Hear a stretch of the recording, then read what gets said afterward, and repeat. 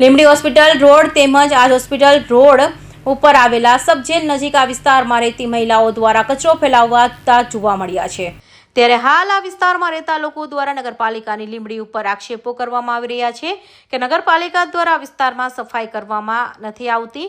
ત્યારે ખાસ કરીને વાત કરવામાં આવે તો આજ વિસ્તારમાં આવેલા હોસ્પિટલ બહાર ભૂત શેરીના લોકો તેમજ જૂના પોલીસ સ્ટેશનમાં એટલે કે સબજેલ નજીક મહિલાઓ દ્વારા કચરો જાહેરમાં ઠાલવવામાં આવી રહ્યો છે, જે સ્પષ્ટપણે વિડીયોમાં દેખાઈ આવે છે। ત્યારે આ બંને વિસ્તારમાં એક જ રોડ ઉપર અલગ અલગ જગ્યાએ કચરો ઠાલવવામાં આવતો હોય તેવું વિડીયોમાં સ્પષ્ટપણે દેખાઈ આવે છે। ત્યારે મળતી વિગતો મુજબ રામદેવ પીરના ખાસ પાસેથી કોથળા ભરીથી કચરો ઠાલવવામાં આવી રહ્યો છે, તેમજ જમણવારનું એઠવાડ સહિત ગંદકીનું સામ્રાજ્ય ઊભું કરવામાં આવી રહ્યું છે।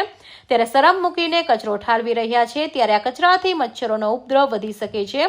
તો ખાસ કરી વાત કરવામાં આવે તો આ બંને જગ્યાએ સરકારી વિભાગ આવેલા છે।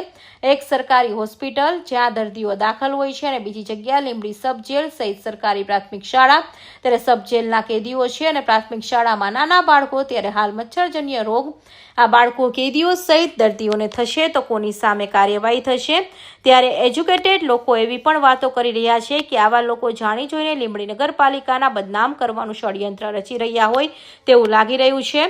તો નગરપાલિકા દ્વારા આવા લોકો સામે દંડાત્મક પગલાં લેવા જોઈએ। કલ્પેશ વાઢેર, સુરેન્દ્રનગર।